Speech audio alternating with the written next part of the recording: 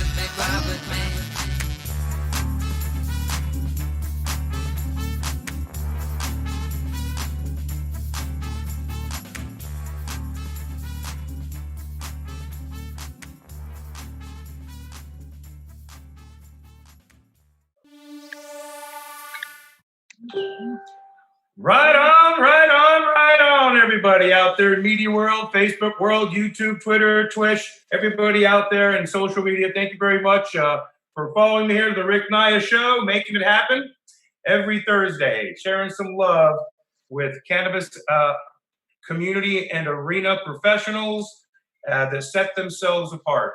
And I want to give a big thank you to Love Java and Jessica Love for last week's show. I was amazed with the amount of people that were interacting throughout the show throughout that hour and a half. It was really quite something. I was very impressed with that. So it means we have a nice following of people, and I greatly appreciate that when my friends and fam get out there and share the love. Hi, Nicholas out there. Nick Saba's out there watching at the moment. But thank you, everybody, for following me last week. It was a great show. Very interested in health and wellness. And if you love coffee and health and wellness and keeping yourself in tune, get a hold of Love Java and Jessica Love, and she can give you a hand with that. I also want to give a special thanks to our primary sponsors, Circle Sign Works, American Machine Vision, and one of my faves, Clear Light Technologies, where my Pro Grow Light series will be popping off here very shortly. And everybody's going to be amazed at what these lights do and how accomplished they are, and the patents and trademarks there. And then one of my guests, or the guest for this evening, Cryocure. I want to give them a thanks because they are a primary sponsor. As many of you know, I am a Cryocure ambassador, and I'm proud to sport my regalia everywhere I go. Home run with Cryocure. Everybody knows it. And every time I get an opportunity to share the type of cannabis that it looks like it comes right off the vine, and it's exactly what it is. Basically, right off the tree, right off the vine, and just an amazing product. But don't let me talk about that. Let's welcome an endeared friend of mine and a brother in the industry, in the arena, and a disruptor of a revolutionary product of Cryocure, Greg Baughman. Thank you very much for joining me, Greg.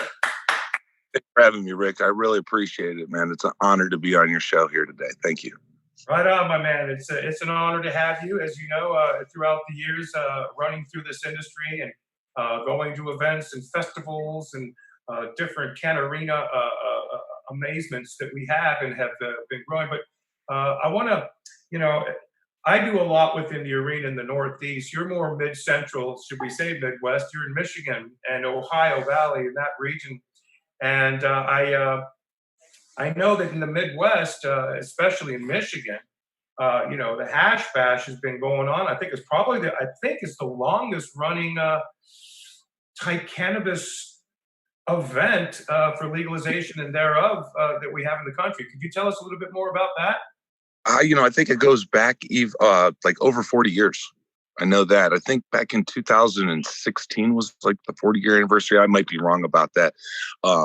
But I know it takes place at the University of Michigan, I believe, on their campus. So it's really wild to head and see all that many people just consuming cannabis on a university. So it's an interesting festival. It's very fun. And I believe it goes back to the arrest of, I'm trying to think of John Sinclair. John Sinclair. John Sinclair. It was about the arrest. I can't remember exactly what he was arrested for exactly, but he was in a song by John Lennon. So John Lennon wrote a song about him. So that's kind of with his fame, and obviously the festival that's been going on for 40 plus years. If you're in Michigan that time of year, unfortunately this year was because of the COVID, it really didn't take place. So, that was probably a heartbreak for a lot of people who've been going and attending that for a lot of years. So I know it definitely hit the cannabis community pretty hard not being able to do that and get out there and show their support. Yeah, that's really a poignant statement to make right now because of the leaps and bounds that our arena and the community have been making throughout the last number of years. And we'd all been saying that this is our year. And the reason why I'm going to say the socially economically disadvantaged people who didn't have the trillions of dollar backups with the big canopy grow companies and the big corporate structured finances. This was the second round, and the second round was kicking off in Massachusetts and throughout New England for those of us. And this COVID just put a big curb on us. And thank you for bringing that up. And I'm glad that you're safe, and I'm sending my love to Tracy. As I was hoping that she'd be on the show, just send her our love from all of us at the Rick Naya Show and all of us from the Can Arena, that she get well and that we're sending our love to her brother.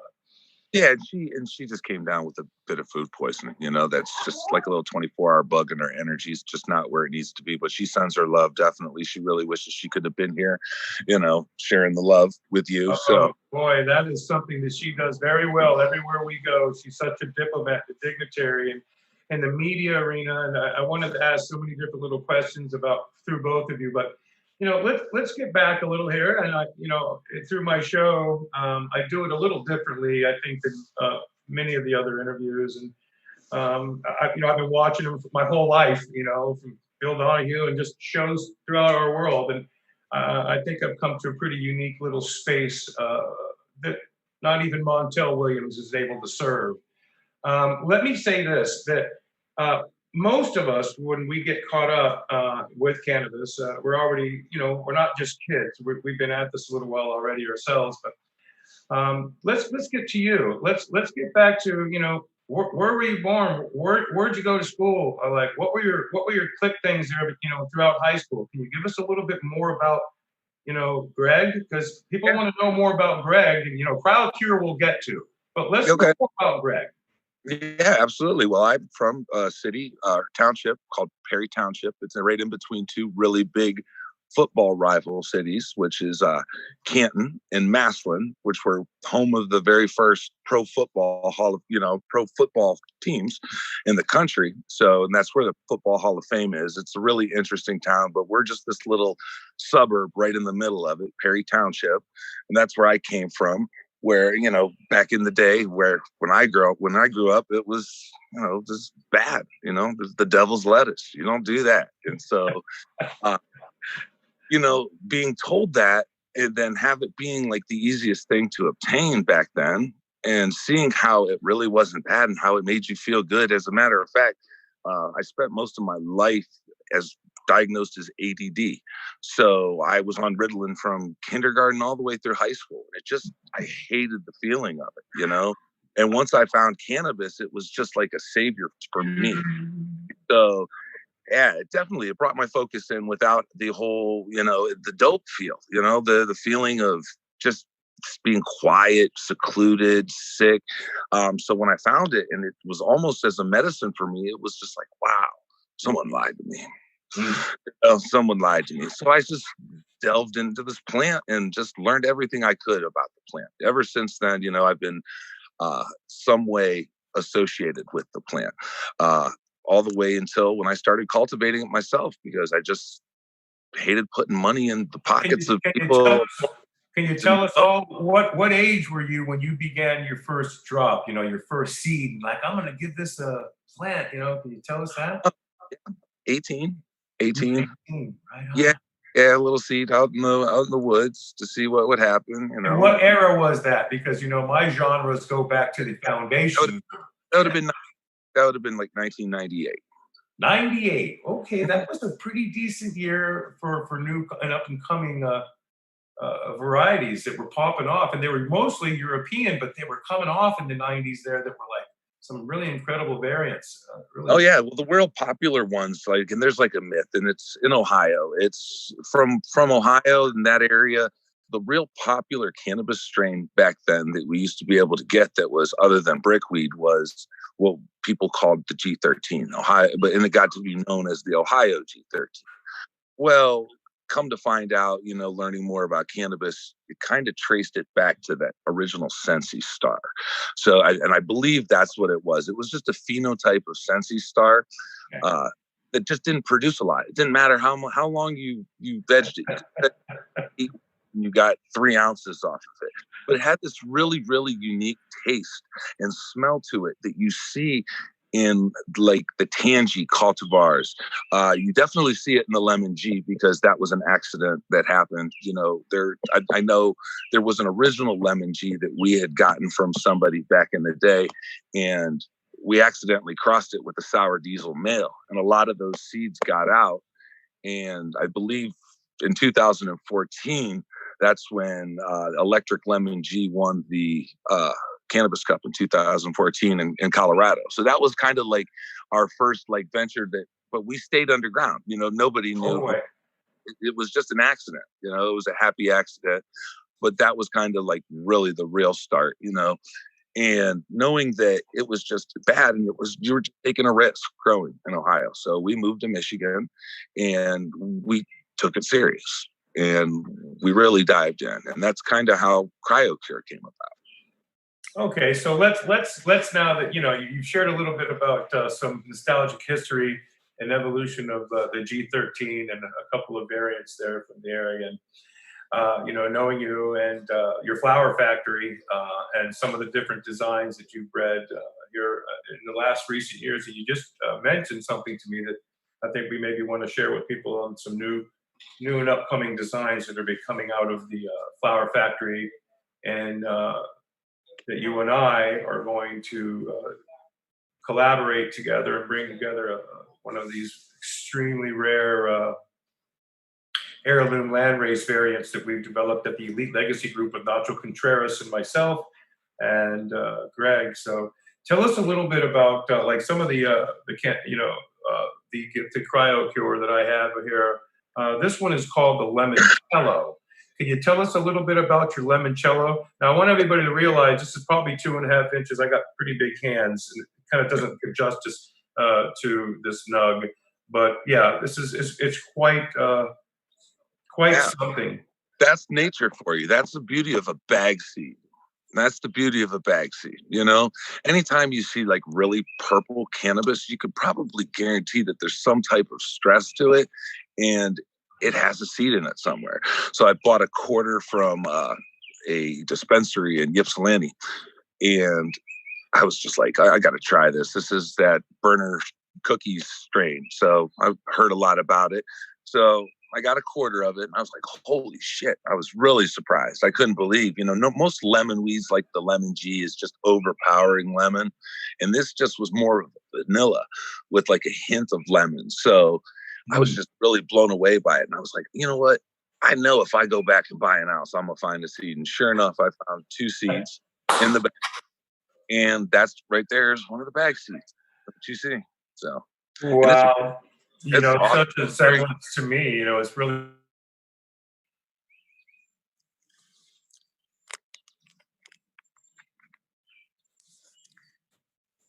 Mm-mm. I think we froze up. Facebook. Hey, Mike. Come on. Yeah. Okay.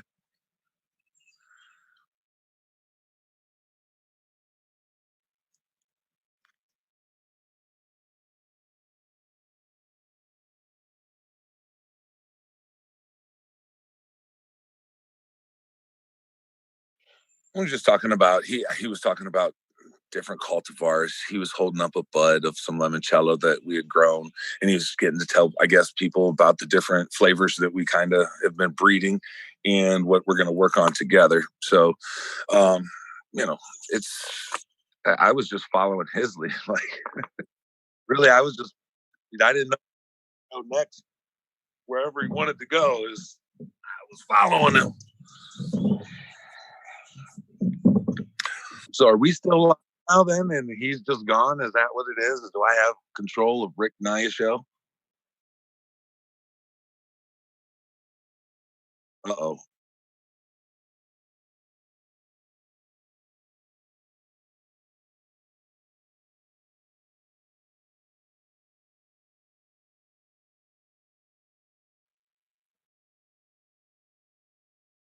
Well, yeah, we're working on a bunch of different stuff. I mean, obviously, it's if you're going to work on a strain and find a good phenotype of it, it takes time. It's not just something that you can just walk into a room, shake a whole bunch of plant or shake a male plant and a bunch of plants and just find a seed. There's a lot of work that goes into it. It takes at least a good year to a year and a half to develop a good strain and find the right, or I should say, find the proper cultivar. Um, Trying to get into the habit of using the word cultivar, just for the simple fact is when you say a strain around a doctor, they look at you like you're crazy and you're trying to find a disease or something like that. So uh, that's I'm trying to train myself to say that cultivar and use the word phenotype more often. So that's kind of what we do. We just go through and we just try to find the best cannabis that we can. And I think that the limoncello, that was just bag seed. That's somebody else's glory. I can't take the glory for that. But one of the most popular ones that we are doing right now is a sour cherry gelato, which originally started with a pack of original sour diesel from Cali Connection. They were feminized seeds, which I learned a lot. That was kind of one of my first packs when I first started cultivating at a larger scale and started planting mass seeds into a hydroponic system where you're counting on those females, and you learn that the feminized seeds are kind of scary, that you will definitely find some Hermy plants in a pack of feminized seeds. And, some people get lucky and they don't have any Hermes, which is great, but, nature's a bitch and that's what'll happen. And so we went through about 10 seeds, 10 plants. 3 of them hermied really early. A couple of them had really weird genetic traits where the arms would fall off like at week 8, which was incredible. I don't even know. It was a completely healthy plant. And the arms would just literally fall off of the plant at week 8. Just weird genetics. I mean, I've ran into it a lot of times with feminized seeds. Not saying that they're bad, but you just got to be careful. And then we found the keeper pheno of that sour. We grew it for about 5 years. And it produced constantly in the 28% THC range with around a 2% terpene profile. So that's definitely what I consider myself a keeper phenotype. So using that and using a couple different male pollens of seeds and going through and learning a lot about finding the right male plant, crossed a cherry gelato male from, I believe it was Greenline Genetics. And then we went on a pheno hunt of that, which took about another year. And we have the current pheno that we are growing right now. It tests around 24% with a 2.5% terpene profile. So it's really loud, and it's just that mild, perfect smoke. And it's become a lot of people's favorite at the moment. So that's kind of what we have going on right now. We're working with a lot of stuff. I've found a couple Mac males that were worthwhile. I know people frown upon using the male of a Mac to cross, but I really like the color expressions that you find in that strain and the frostiness, and to be able to pass it off onto some of the cultivars that we grow in house. We're doing some pheno hunts on that, and working with a couple other people too on the genetics, making some new strains. Nothing really nothing worth announcing as of yet, just because it takes a while to find the right one.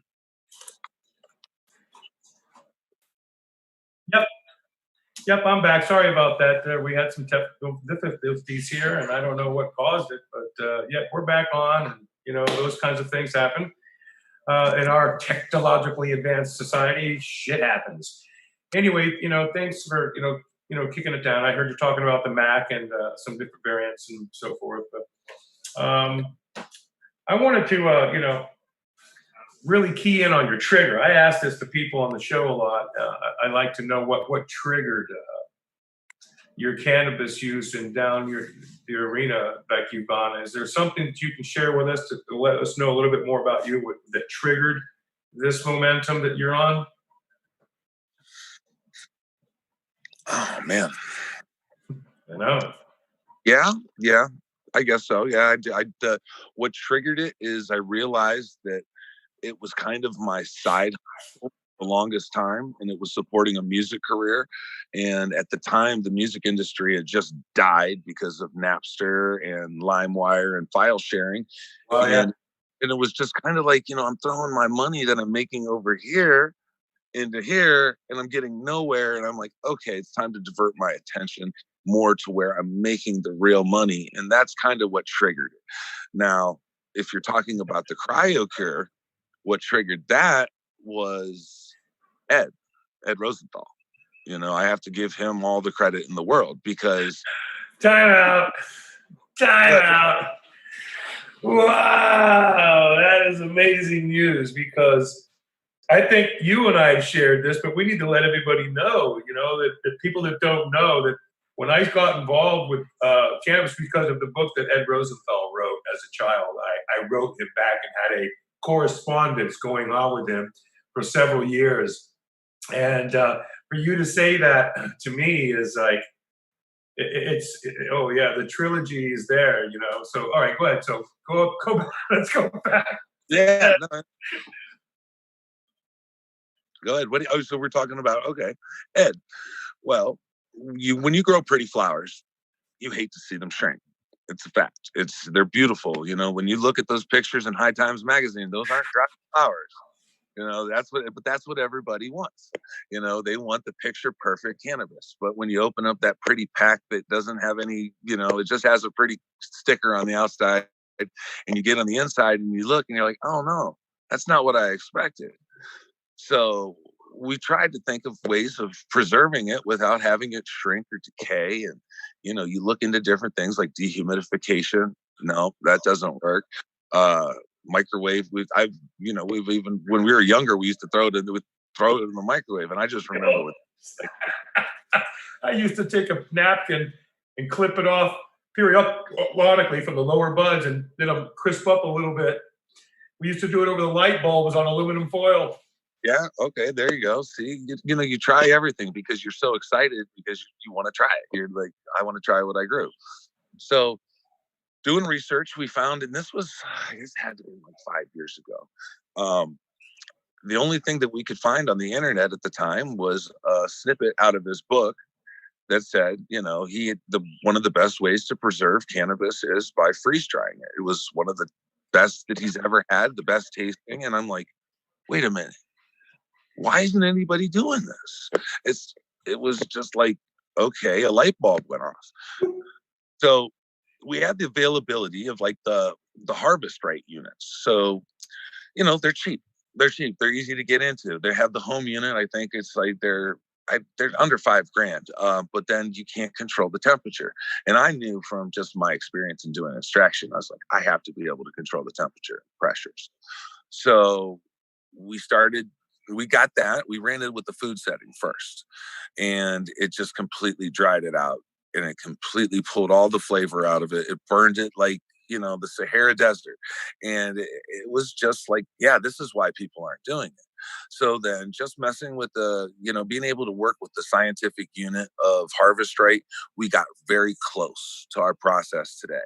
There's a couple differences in the machine, but you can get somewhat close if you kind of know what you're doing.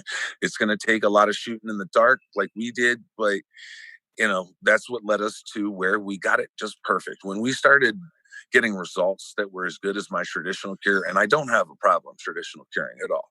I don't grow enough to have that problem. If you know what you're doing and you're experienced, you can have a great traditional cure. It takes time.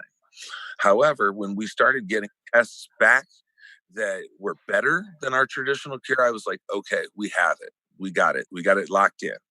And we started, just the process of filing for the patent, and we're pretty much all the way at the end of the road now. We should be getting it sometime this summer, and we're just really excited. We have the machines that we're rolling out.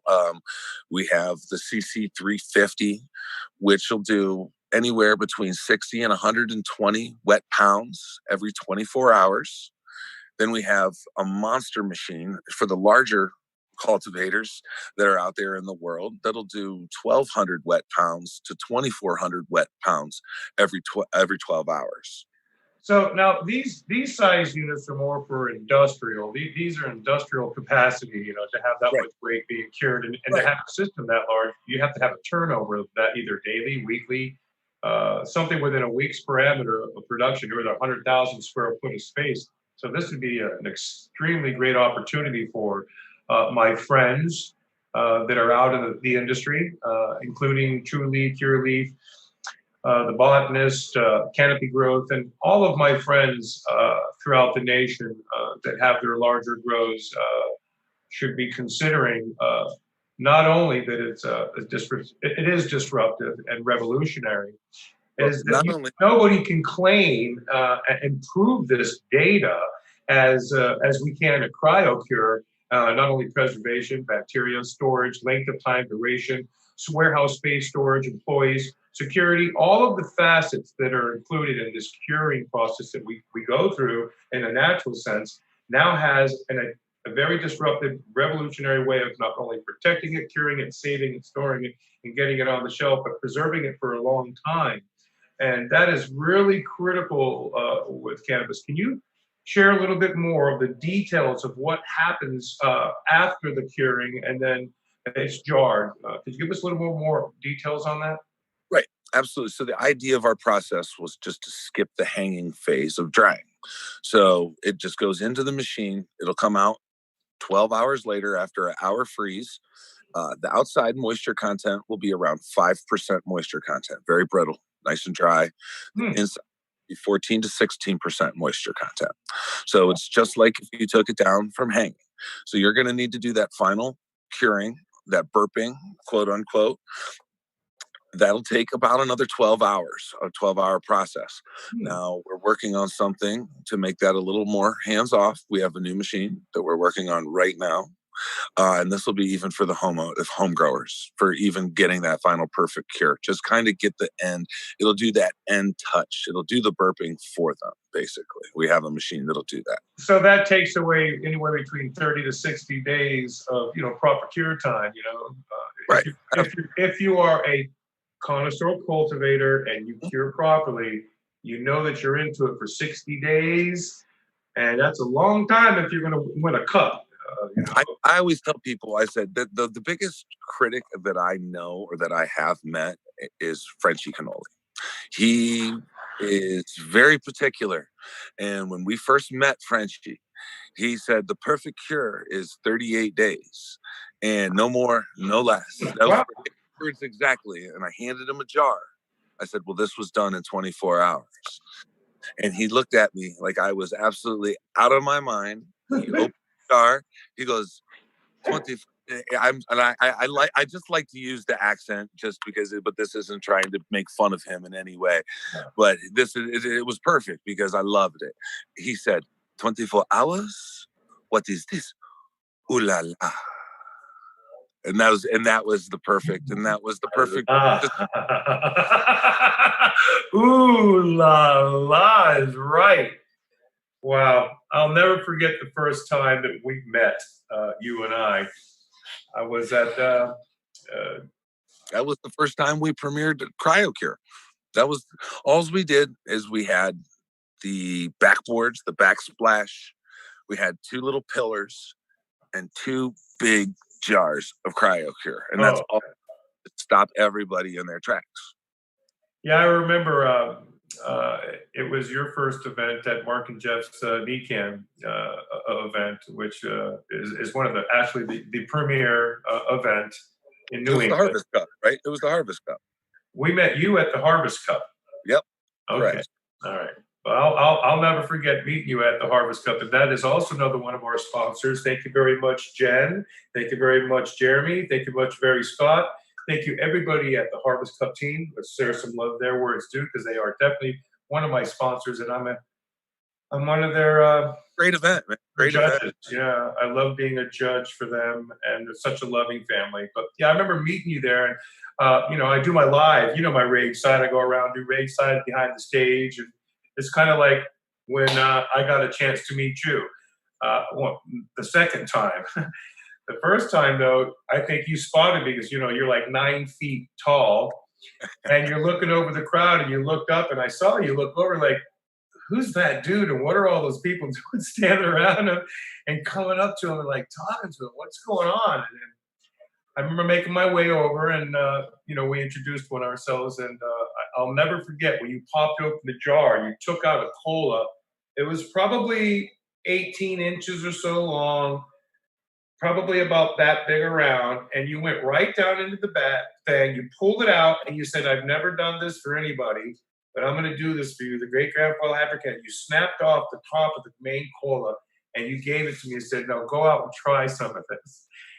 And we looked at it all fascinated, and we were like, "This is space age weed. I've never, I only dream of being able to look at the trichomes and the cannabis intact ooey gooey still and able to smoke it."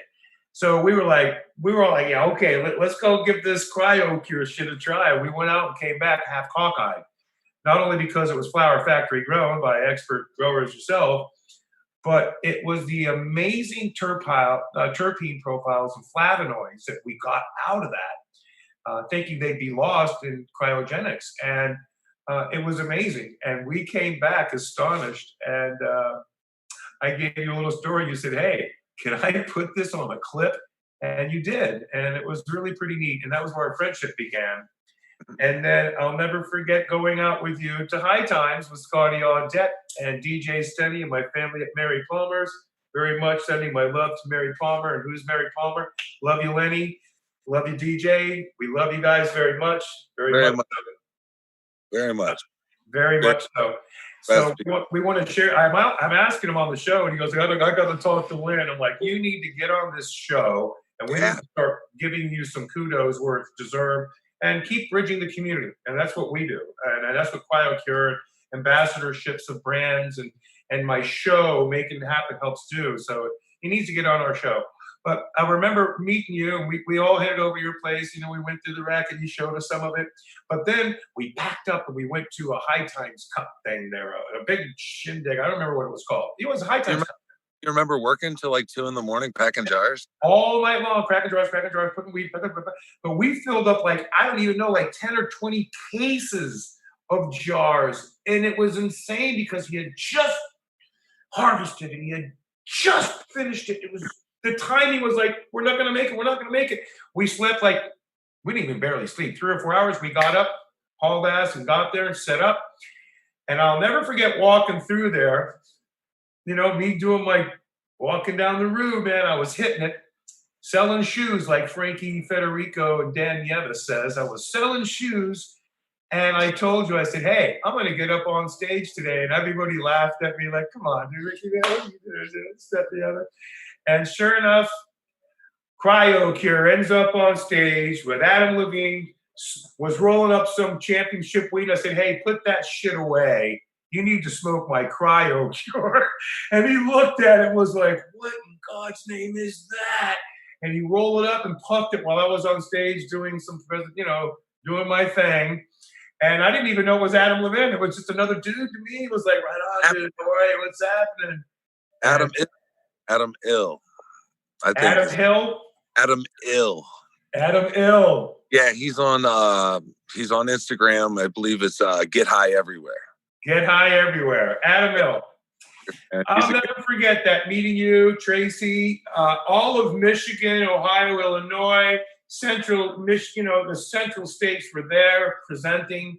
And I walk up, and not only once, but twice would I have an opportunity to get on stage and help Cryocure. And they came and were so astonished by it, just as all of us, from Ed Rosenthal, Danny Danko, myself, anybody that is in this industry and understands the word disrupt and revolutionary. It's time to start really getting in tune with what medical grade cannabis truly means. And that's something that Flower Factory and Cryocure produces. It's some of the finest cannabis that I've ever had. Greg, I got to be honest, some of the buds that you produce there are just they're astonishing. I appreciate you, Rick. Thank you for saying that. I've got to say so. And credit is due. I've been around this world and seen grows and help grows and consult grows and blah, blah, blah, blah, blah. And when you meet the people that deserve the credence, that's what this is about. That's what making it happen means. That's what we do on my show. We make it happen. We bring people to the forefront. We bridge the community. I know for a fact there are a number of people out there that are watching that know that this is going to be something they're going to have to evaluate and look at. And when you guys do, just, promo code Rick Naya told me to call you, and it's all good. Greg, Tracy, the entire Cryocure team is really willing and able to start these production. Now, tell us a little bit more about the home unit, because I hear a lot of people out there talk a lot of shit. And, I can't do that. Well, of course you can't, because you're not a billionaire, and that wasn't where the market was established to its inception. But just like a Timex watch used to be a nuclear watch, give us some time, and that's what's going on. Could you tell us a little bit more about the tabletop unit and what that might come at, and give us a go? We have it in design phase right now. It's currently in design. We're just doing some pricing on some components, which, are expensive when it comes down to these machines. USA made, American made by, can I tell everybody that? Will you tell them? Yes. Yeah, absolutely. We're made right here in America. Our largest machines are made in Hartville, Ohio. And we're actually just finishing up our really large machine. Wait till you say it, Rick. It's out of this world. It's the biggest thing. It looks like a submarine. You literally drop it down. It looks like a submarine. I believe it too. I saw Tracy in front of the door, and she looked like Mickey Mouse in front of the entrance of the Magic Kingdom. It's wild, and see, that's another thing I just, I wanted to make a mention of, this isn't just for cannabis. I think that there is a really, really, really big, huge market for this machine, even for all of the hemp farmers of America. They need to understand that the CBD and the CBG is not the most expensive part of that plant. Those terpenes that are in that flower that you dried up in a big, huge barn, it threw in a vat of ethanol or isopropyl, if you had just 10,000 pounds, which I'm sure some of these huge hemp farmers had 10 of thousands of pounds of this hemp that had at least 1% THC, or 1% terpene, at least 1% terpene. Now, if they would have, every 10,000 pounds of wet material with 1% terpene is $2 million in cannabis and hemp-derived terpenes. Did everybody hear that? I've got a number of friends, Adam Honor, and all you guys down in Florida. I have a number of companies that I work with very closely. William Medina was a guest on the show. they are really going to start winding it up big time in Florida with hemp. So get ready. All my friends down in Florida, my family down there, get ready, because this is, if you listen up a little bit more about what Greg's talking about, listen to the biometrics of the necessity of this type of system, especially in the community, especially with the bacteria and the things that occur in that kind of environment. And Greg, then, share some stuff with us. yeah, absolutely. In that type of environment, you're going to spend thousands upon thousands of dollars every month drying your hemp, putting dehumidifiers in your facility and putting air conditioners in your facility, fans, and you're still not going to win the battle. And you're going to wonder why. It's just because the air down there is constantly humid. It's in those types of systems to dry that much hemp is just, it's not efficient anymore. This way, you could take it straight from the field. You have no worry of any type of post-rot, bud rot, or bud rot. Even if you do have bud rot, it will stop spreading. It will not spread while it's hanging in the dry room. It will kill all of the mold spores. Any type of powdery You guys milk. hear that? You hear that? It kills all mold spores. Yep. It just doesn't kill yeast. I don't know if you get yeast on your stuff. I think I don't know. I can't do anything for you in that case. But I know for sure 100 it kills the powdery mildew and stops bud rot right in its tracks. So you have that benefit. Also, you have the benefit of getting it down below a 5% moisture content within 24 hours, which is you're going to see an immediate increase in your yield of your CBD and your CBG isolates. So all the meantime, you're going to be completely removing all of the terpene profile while you're drying your hemp. And you're going to separate that from the hydrosol afterwards through a couple different step processes. And you'll have extra money. The machine will just pay for itself just off of the back end terpenes. Now, you might not be able to command as high a dollar of cannabis derived as people start doing this, but as the market is right now, I mean, I believe that in Canada, even the big LPs in Canada are paying $100 a milliliter for cannabis derived terpenes right now. There's companies out there spending $30,000 to $50,000 a month on terpenes, and they're not even real. Some of them are profile terpenes. Well, I think it's something, again, I like using the word disruptive and revolutionary. People need, and I hope that they're really listening to what Greg is saying very tentatively, because very shortly, this may even become a mandated resource or product type that'll be necessary to keep medical grade cannabis at that required level, microbially, bacterially, dispensate the molds, things that it's done naturally. It's not done with chemicals. And it's just an amazing thing in preservation. I use that word a lot too with Cryocure, that never have I been able to get a cannabis unless I cured it in my my Smokus Focus jar, and it stayed pristine, and it was, and it took forever, and then it didn't compare. It didn't. It was quite something. It's a difficult process. It all depends on what time of year it is and the temperature, the humidity. There's a lot of factors that go in and that can create that human error. And that's basically when we realized what our process was, other than the fact that it made the flowers look exactly like it was on the plant, which was the most important part for me.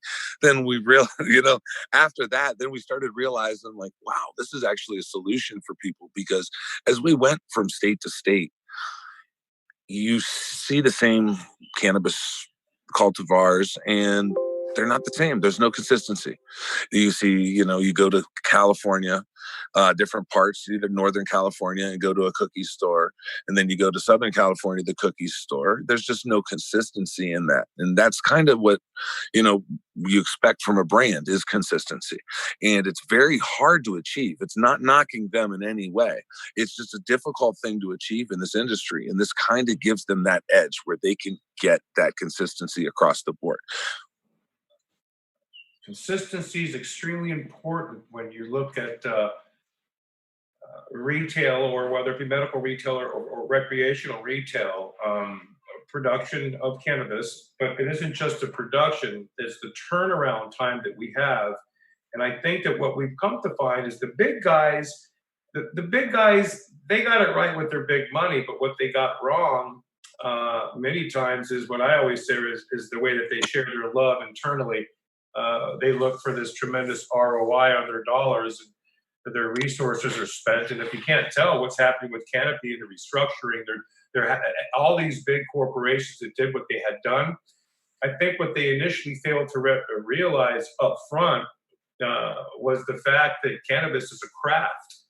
As craft beers are starting to wipe up most of the big brand labels, even Bud Lights and Budweiser, they're all suffering. Coors and these big companies, and they still push those beers really hard. Yet, there's something for everybody.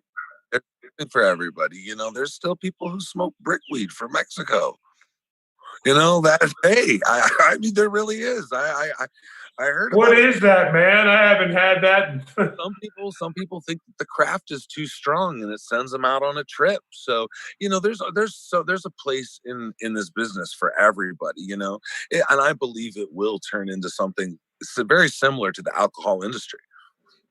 And you'll just have to have that brand, but you'll have to have the consistency, because you can't expect somebody to pay that much money for a bag of cannabis and not have that perfect consistency. I think that's really neat, and it's very critical to say that, because as a breeder, cultivator, creator, cultivars, and just what I do with cannabis, I think it's really unique the way that those of us that grow this killer cannabis, the first times we get to see the Cryocure. I have yet to have any of my varieties Cryocure, but I sure as hell have had the flower factory, and outstanding is all I can say. It's like if I bought a lot of people talk about wines and whiskeys and malt scotches and so forth, and how they're aged, and how aging things brings fruitfulness and just the palatability of wines. And you can buy a $2 bottle of wine and a $2,000 bottle of wine, pour them both next to somebody that don't know better, and they're going to go, God damn, that $2 wine is great. But little did they know that $2,000 bottle of wine, what it really reflected, and the tremendous flavors and flavonoids, and just the amount of love that was given and care to that type of aging. Now be done revolutionarily, and it's an amazing thing. Most of us growers, a lot of times I show people, and they go, "Oh man, yeah, look at this! Look at all the chlorophyll in that." And I went, "Oh yeah." You need to sit down and I open the bag and they go, "What the hell is that?" and then they get the smoke, and all they taste is exactly that. Flavonoids, THCA is preserved like you can't even do it when you're hearing, because it degrades. Imagine that your cannabis actually tastes like it smells. What a concept.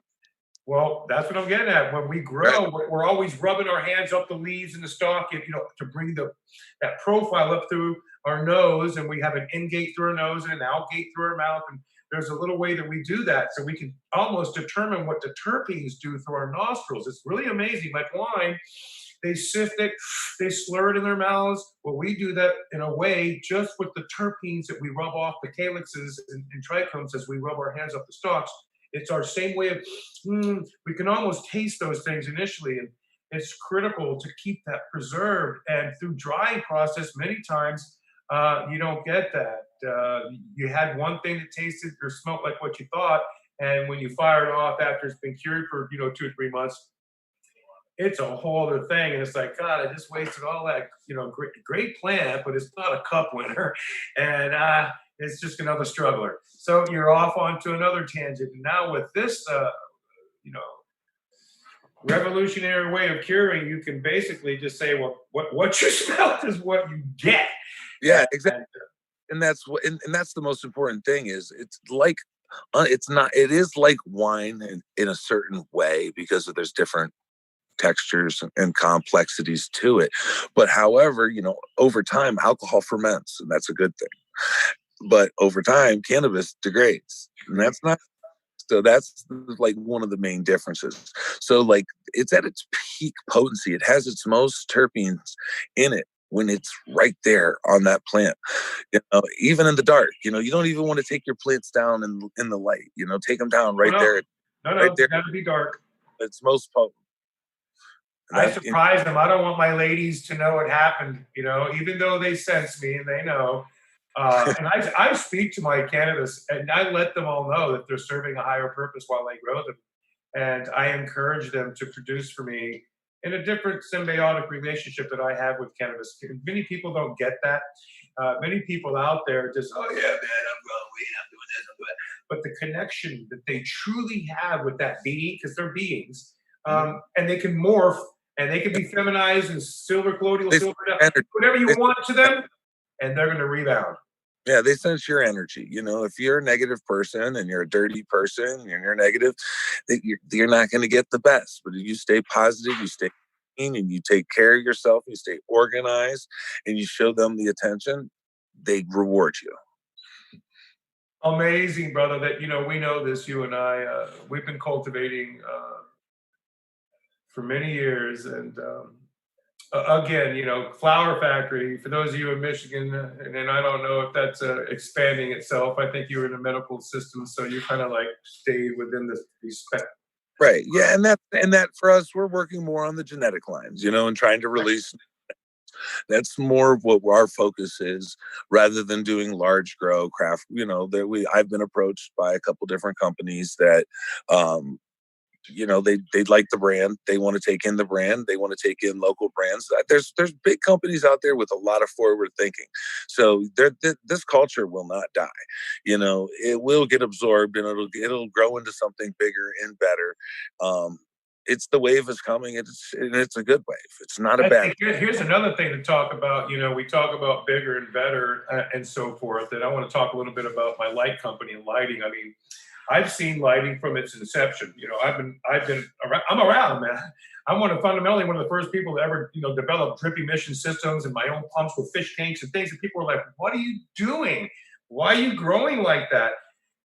I saw him doing it at Disney World as a child, and I just knew that this was going to be a way to feed my plants and do it very effectively in Florida. That's what we had to do. Hydroponics was the way to go because you couldn't grow a lot of soils, and it took up too much space. And I could do sea of green, and people didn't understand what that really even meant back in the early days. Right. I remember when the article came out in High Times magazine, there was sea of green. Like, man, that's out. I've been doing that for years already. So it's kind of funny that, being around it, but lighting is critical due to, not only the cost and the investment up front. You got $1,200, $1,500 lights, and people, I can get it for $200 or $300. Okay, that's fine. But that bulb is going to die, and it's going to heat up your room so much you can't even vent it because it's a cheap light. And we've gone through this mechanism, us industrial size growers and breeders and so forth, that the LEDs are really starting to, they're here. It's not that they're coming or any of that they're already here. And I find it really cool that my company, American Machine Vision and Clear Light Technologies, has developed with Tony Hemmon, Brian Sanders, and our team. What I'm saying is revolutionary and disruptive lighting. And and I can't wait to release these lights here in the next several months and within this year and next at different locations. And I'm already on platform here. Well, we have a follow-up light for you too, right? That Ed and I have been working on. Oh, well, that's a good thing, and I'm glad. If you guys are working on one, you need to let my Navy research. This is like completely different out of the realm than what anybody's doing really in lighting right now. This is a good thing. This is a good thing. Yep. So we're both in the ballpark. Look at us. I'm going to look at everything that comes our way, and I just want you to know that my team comes from the Navy research and divisions. These people have taken the top 5 lights in the nation, in the world, actually. They studied and evaluated everything that they could. And there they are, Navy research geeks. Awesome. Oh, look, they didn't look at this. They didn't do that. Why didn't they do this? Hey, how come? Oh, get that dialed in and get that done. Let's patent that and get it out there. And that's what they did. They did it military kind of style. And it was like, hey, how are we going to get this light out there now? And they kind of found me. And it's like, yeah, we'll run those. So we ran them a few times at my Elite Legacy group, Jeff and I. And I'm telling you now, I've grown under every light that's available. All of them. And yet I have yet to see something that produces or that can produce what it can produce for the amount of cost versus expense for the light. Right. It runs for 13 to 24 years, from 60 to 114,000 hours. That's amazing. There aren't any lights that can claim that at full power. Many of them hold 50,000, but they truly can't. That's incredible. It's an incredible light that's been designed, like I said, by military geeks. Military. They were the dudes, dude. And I'm so excited about that light. I can't wait to share it because I'm going to be doing a live video from a location. Hey, I want to give some love to the people at Nature's Gift in Lebanon, Maine, to Tim, Sue, Robert, and their gang there. Thank you for receiving me so lovingly the other day. I love everything about what's going on there. And I'm looking forward to releasing some news with you and your grand opening that'll be coming up, I think by 7/10. So everybody get ready. There's going to be some big bomb-ass news coming from Nature's Gift and Rick Naya shortly. I'm looking forward to that one. And I want to thank all of our guests that are out there, people that are watching. I mean, we've got quite a few people that watch. Like I told you, Nick Saban was there, DJ Stenny's there, Sheila Duff is there, Christina Wakefield, Eric Clare. There's so many people on here. It's kind of like, wow. Thank you, everybody. Thank you, everybody, for being on. Is there any questions that people are asking there? Yeah, give me some questions out there, not these hey yous and what's going on. Why don't we ask some questions for Greg, for those of you that are out there listening. Send some questions in. Let's bounce something off of them. And usually we do a giveaway. Greg sent me some stickers that we have, and I'll be happy to give some to you. Just stay with us. But give us some questions. Live action here. Let's see what we got. In the meantime, I still want to press DJ. I think DJ needs to come on the show. He's pretty low key that way, kind of bashful, big lovable bear he is. Yeah, Stenny and Lynn need to be on the show for sure. Yeah, we got to get those guys on. I told him, hey, I want you to be a sponsor. He's like, I got to ask Lynn. He's going to be a sponsor. It means to work with me. Let me share my love and bridge you into our community. Keep you active within the Canna community because, there are thousands of viewers and people that are out there that do all kinds of things. He says, how much is it going to cost for a home unit? That was one question. Okay, how much will it cost for it? We're actually trying to get underneath the $15,000 price mark, basically, for the home unit, which they are expensive units, So. I hear, when you say that, it's an expensive unit, I kind of go, well, I'm not growing one plant and I'm not growing 4 or 5. When people start bitching about 15 grand, I hope you live in Vermont where you can only grow 2. You're better off hanging it in your closet. Good luck. Yeah. That's what that's about. But if you're in other states and you're a caregiver and you're providing ample service and ample grow space for cannabis to be cured daily from vine, I think it's going to be a very cheap investment for the long-term use of the system. It can't, without a doubt, be beat. That is not just an investment for yourself, but it's an investment for your patients, whether they be recreational or medicinal. So I think that's a very good entry point for such a sophisticated type of delivery system that gets me from vine to market or vine to my joint, my mouth, that much quicker. Medicine can't wait. They manufacture medicine like it's going out of style. Those pills they pop, you see these manufacturing centers. Well, if you're a home, you're not a manufacturer. You're a home enthusiast, and might be able to grow 12 plants, and it might work out within that realm. But if you're a caregiver now, you're doing 75 to 100 plants. The value of the unit is there. So I want everybody out there to recognize that yes, there are home units that are out there. And then here's a question from Heather Marie. Thank you, Heather. I love you. My cohort, my friend. Thank you, Heather. She wants to know what made you want to develop that form of equipment. Because nobody else was doing it right. Basically, honestly, we went out and we tried to find the machines that would do it for us. And nobody was doing it at the time. There was a couple people, like I said, in the home space that was meant for more of the food. But even the big boys, they had their eye on cannabis, but they just never had access to cannabis to put in their freeze dryers. And if they did, they hit and missed, and they didn't do it right. It didn't work for them the best way. Like I said, it took us a while to kind of dial this process in. We ruined a lot of cannabis on the way, but then when we went into business and we tried to find people that were already manufacturing these machines, it was really difficult. It's a small industry. There wasn't a lot of uses for freeze dryers other than, that there's some in the food industry. The pet food industry was really big. Document recovery, taxidermy, the floral industry. Those are kind of that's it. Those are the people that we're using freeze dryers for. And they're such big, expensive machines that nobody ever really has them just sitting around on the floor. If you want to go buy a big industrial unit, no one just sits, it's going to take, 6 months sometimes, certain places, or to a year to build a machine. And that's just not good enough for this industry. This industry's fast moving, fast paced. There's people out there. We have customers that are pulling down 2,000 pounds a day. And just to say that blows my mind. People don't understand. They could say, well, who's going to spend $300,000? Right. Well, yeah. Who's going to spend $300,000? A person that harvests 2,000 pounds a week.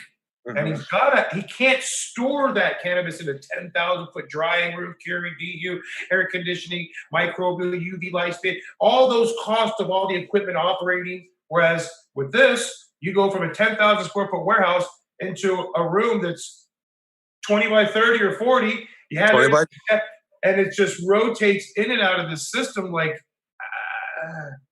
every 12 hours. You cut down 500 pounds, put it in the freezer for an hour, into the machine it goes for 12 hours, and it's out of there and it's done. And then you chop down another 500 pounds, put it in the freezer for an hour, into the machine it goes. Just that kind of turnover rate, that ROI for a company, when they see how much product can actually go through this machine on an annual basis and dry it at such a minimal cost, the cost of the machine is irrelevant at that point. That's my point. That's my point. Originally this is for, this was developed by us because we wanted to smoke the flower how it looked on the plant. That's what it came about. And then we realized, hey, this is a solution for these people who are just throwing money away and missing the target. I can't tell you how much cannabis I've seen just that was beautiful, that was turned into something that like it was in someone's grandmother's basement for like 10 years. Yeah. As soon as you open packaging. I've seen some cannabis that looks the bomb on Vine. Mm-hmm. And then after they hang it there, I got a 10-day hang, and then I strip it, and then I do all my trimming by hand, and then I do this, and then and then before you know, where'd all those trichomes go? Why did it go brown? Why does it look like a paper bag now instead of that succulent perps and these colors that were like this? I mean, alive. Right. I mean, look at that. That's a 2.5, almost a 3-inch bud. It's, again, my hands are pretty big, but this cannabis is wow, so potent, man. Every time I smell it, it's like, whoa. It's that limoncello will limoncello you want for sure. And then this sour cherry gelato. And you've had this one in the brew house there for a little while. And I got to be honest, man, very often people talk about, well, how come I don't get popcorns, or why don't my calyxes swell up? How come I can't get my cannabis to look like yours? Well, what it comes down to, ladies and gentlemen, to be very, very, very honest with you, is you complicate too much stuff and you try to get it to finish for yourself. You've got to, intuitively, you have to have a relationship with your cannabis, and you allow her to grow like wine. You have to let her go. I see some phenomenal cannabis out there in second stage going into third, and they thought it was done. And I just, dang it, man. Fourth stage.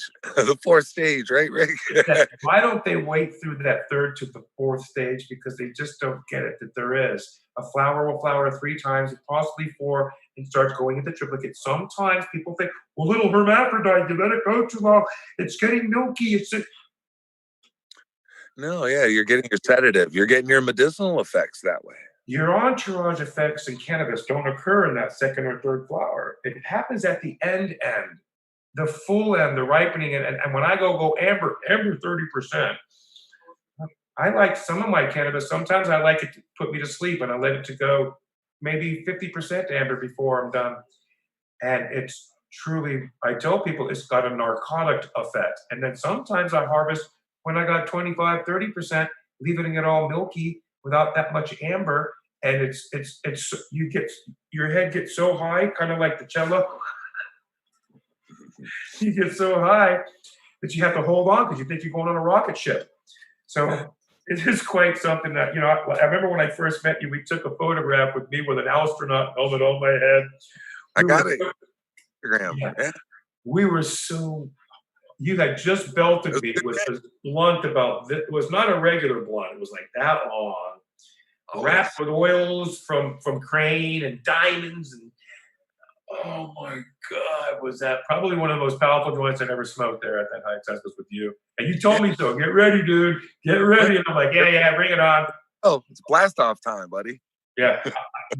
It's like blast off. Why? Greg's coming. It's spaceship weed. You're going to get clocked and take off on the Space Shuttle Columbia ride. Yeah. So are there any other questions out there that we want to ask Greg? I don't know who's watching now. I know that we had a disruption earlier and I was off the air for a minute, but they kept the show going. Why don't we have anybody else out there? What about you, Christina? Ask some questions, people. What's going on out here? That's really quite something. I really enjoyed this show. I like sharing as much as I can, like I said, to bridge the community and make things happen. I know that since we've met, there's a lot that's happened, but there's a lot more happening, and there's a lot more coming for people at home. Look at Greg. He's got, what do you got there? Nothing. Yeah, nothing. Nothing. What berry is? It's getting dark out here. I'm out here in the lake. I think the bats are about to start circling. That's kind of the thing. So hopefully the smell wards them off. Maybe they think it's a skunk or something. No, this is just some limoncello too. I know it's just dark; you can't really see it. But yeah, yours looks a lot better than mine. It almost looks blue. It's got blue perp almost to it. When I was looking at it initially, I said, "Look, it looks blue. Look at that," and it really had a blue hue to it. It has blue. Yeah, it does. It definitely grows with the blue. Now the banana macincello, it's growing, and I don't know if you know this. I don't know if the Pheno Cup is still going on, but I just did my flip like 3 days ago. So literally. If the Pheno Cup is still going on, I'll have all of those phenos that I have down there in the basement under 3 different light spectrums, 3 different spectrums. They're all growing organically right now, and I should have them to the point where it was just like the cannabis cup we went to. Literally, it'll be finished, and I'll have to chop it, cryocure it, and drive. You said 3 light spectrums. What the hell is going on now? I told you we're doing different shit, Rick. We're doing different shit. I gotta get my light out to you. Yep, I'll do it. I will. I'll get one. I got Pearson Crosby, my brother. Hey, Pearson. Hope you're watching, brother. I know you were mentioning everything, and I saw you online earlier. Pearson Crosby, my brother in Alaska, has got a pair of them that we sent out from our company to have him have a look at those. And I want to share with everybody out there. It's not the double-ended 1000. Everybody talks about those because you run those. When you realize the expenses and the cost to operate them, then to replace the bulbs every 3 months, 6 months, 9 months, because they don't last any more than that at full spectrum, full blast. They don't. And then when you start evaluating the cost of my bulbs and some of the ones that we're talking about, it's coming to that 600. Yeah, it's coming to a 600 metal halide HPS variable, and then brought a little closer together to cross up some more. And how they dialed in the PARs and the PALs and how the U-bowls are designed digitally. And what these people did, these Navy dudes, they're nuts. That's what awesome. they've been able to do is, because usually it's an arc that goes up like this. Right, Greg? You've seen the arc. It goes up. Yeah. And then it comes down. Here's what our arc does. It starts down here, and it goes wide, and then it stays very wide.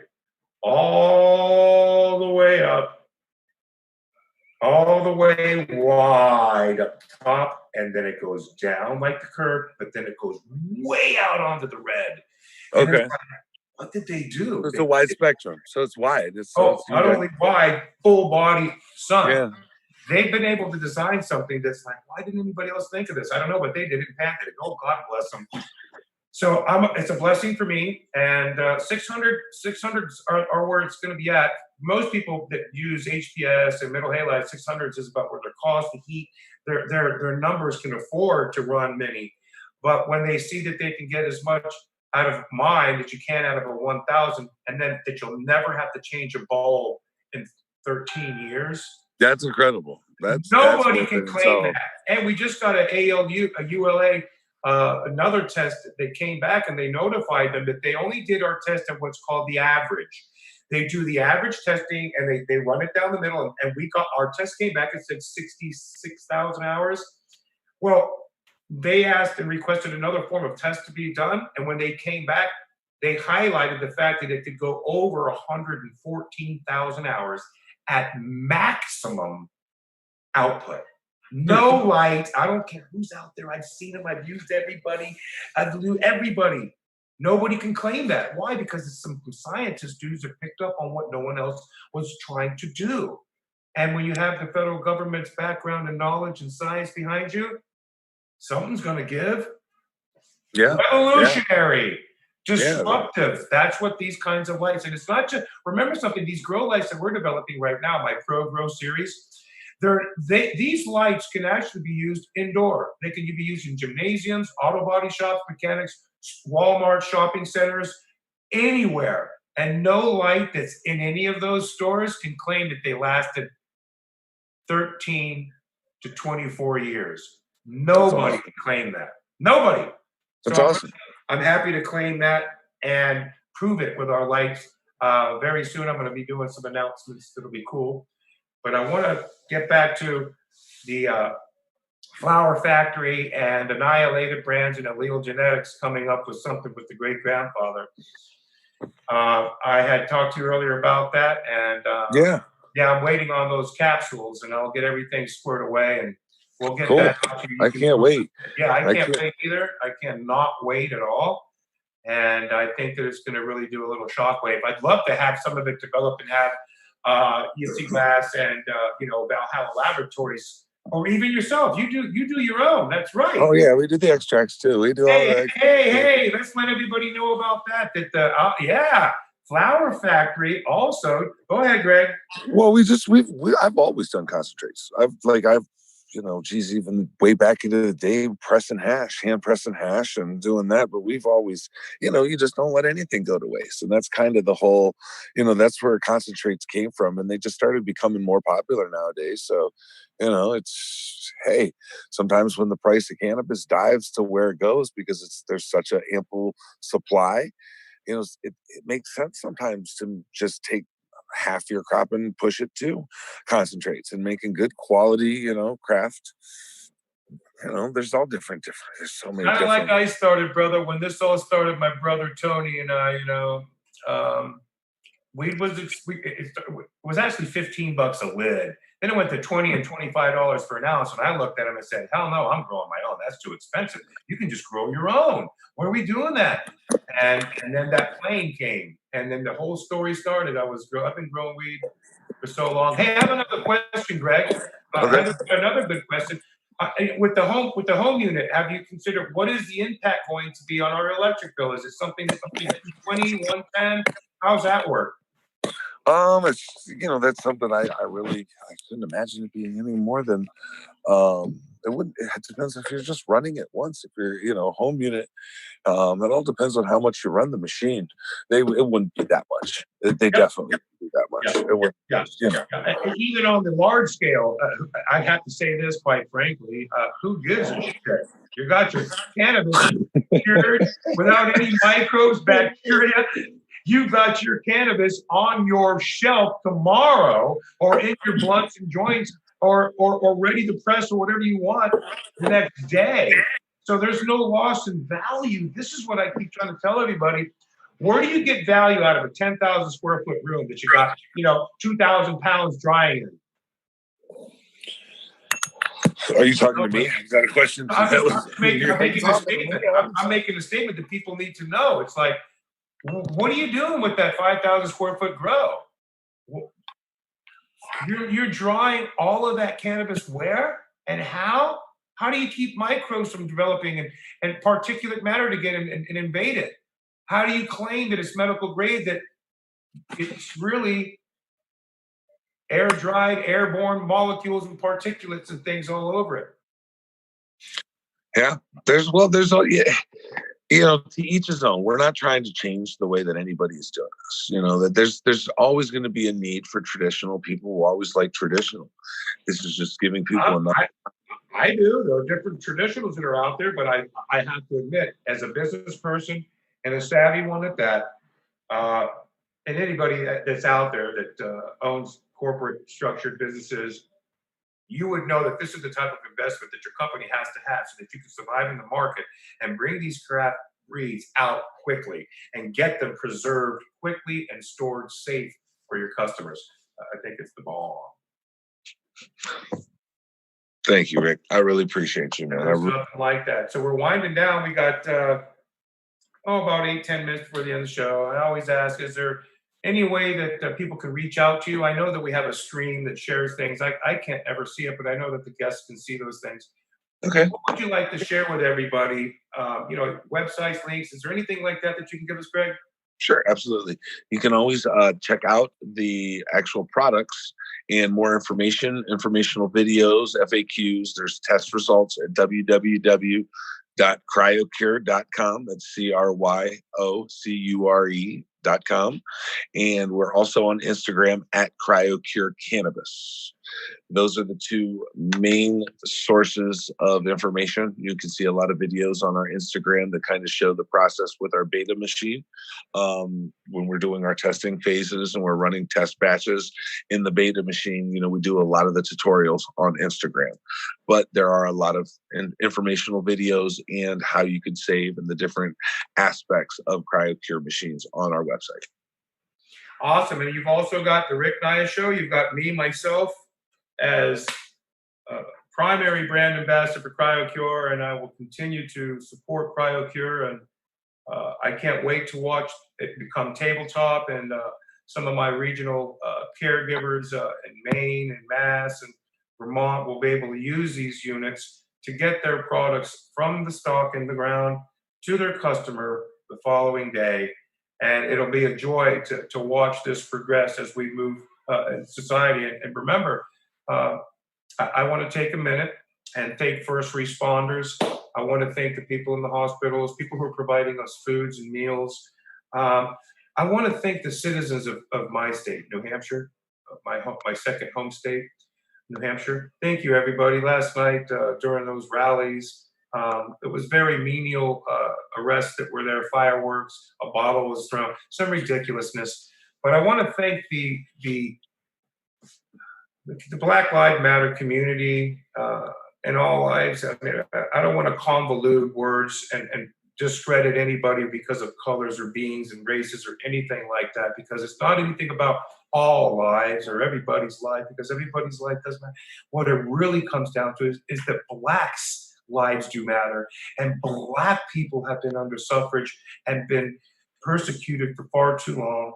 And I am a staunch advocate and supporter of socioeconomic reform in Massachusetts, New Hampshire, New England, all over the world, sharing my love for communities. And what we saw in LA and some of the other states where all of the dispensaries were smashed and robbed, and it's like, it's the people that were doing this, and what I'm hearing, and I hear a lot, because I talk to thousands of people, it seems that the people are coming to town to rob people's shit and leave. It isn't someone from the neighborhood that's doing what's going on. And it's just sad to see that people have gone to chaos to get their voice heard. Now, let me share. You don't kill someone to get your voice heard. This poor man and many other people, even since this is happening, and more videos are coming up of recent things that are going on. Our nation is at an impasse right now, and our president is trying to invoke the power of law and all this kind of business. And I'm not for that. I'm for pulling out the guns and firing off when we're being invaded. No one will invade America due to the amount of guns we have, but I'm not into violence upon a being. And what's happened to all these last 50, 80, 100 years, the persecution that the minorities have had has been so grotesquely outweighed. And it's all noted by the prison systems of what happens in our lives. And what the hell do you think is going to happen when you continue caging people, shooting them, killing them, hurting them, and abusing them? What do you think is going to happen? Let's do some more drama. We'll iron fist them. That's it. When a man calls for his mama on his last breath, you call my attention. I've had enough. It needs to stop at every level. Law is not law enforcement. That word needs to go. That's the word that actually makes me sick to even hear. It's terrible to think that citizens do a better job of protecting. You should have seen all the militia, machine guns, all their weaponry out in front of the stores, waving at everybody. You're not going to steal shit from us. No. But the only thing is you could expect people do need to police their communities. That's the thing. We need to have. I think it's important that people police their communities, but in a respectful way. They need to have police in their communities that are from their community. It can't be taking and doing this kind of stuff. And there's always going to racism. You said it right, man. It's a community, dude. Hides in the shadows. The racism's there. It's no big deal, but it's not a big. The people. It's in the shadows. It's a big deal. I don't talk about it just because I don't. I have the most respect for the protests and everything that's going on. I'm a minority. I'm Latino. I'm Cuban. Okay, I may not look it. I'm as white as Santa Claus. Big deal. My mother is married interracially. I have interracial children throughout our families. In Cuba, it's a tremendously large mixed community. I'm empowered, and it empowers me to stand up. I hate to say this as a boy. I grew up around the Ku Klux Klan. I grew up around some rugged people. I grew up around using the N-word. I grew up around chasing and being. It's there. It's always going to be there. Worst thing of my life. We need to recognize it, and when it's there, we need to strike it down. That's all it is. That's what I do, man. Is striking it down and making it happen. We have to do that. And I said something just the other day while I was in the riots. I was saying that it's about the youth. They're the ones that are making these changes. These old people, these old farts, these old politicians, they're not with it.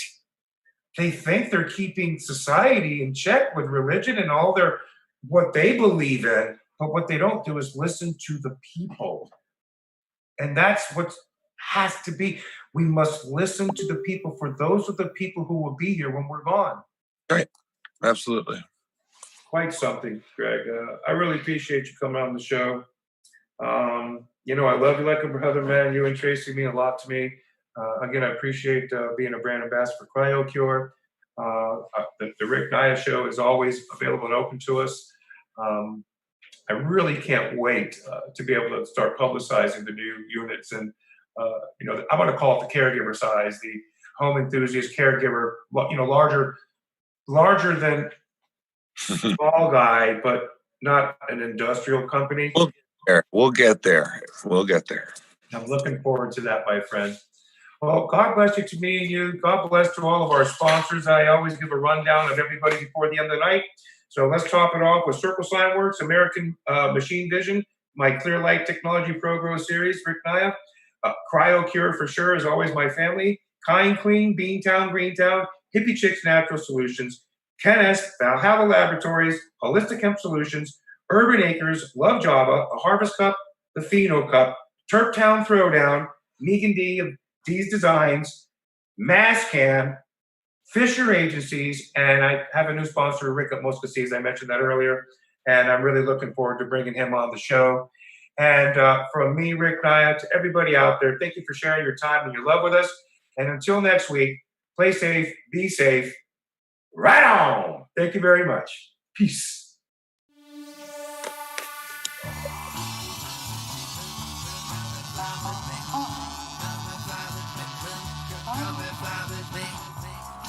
fly with me.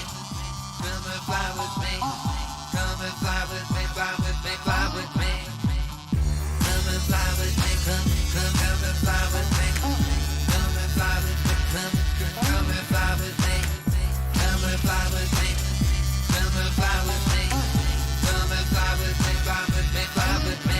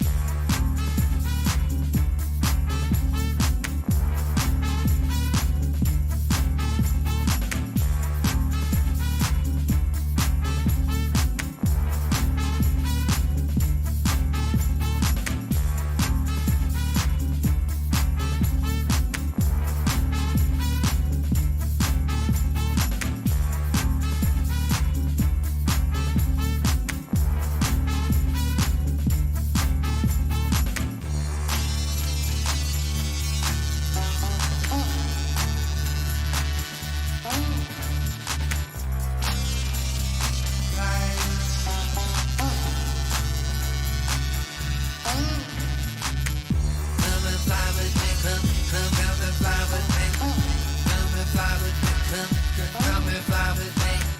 Come and fly with me.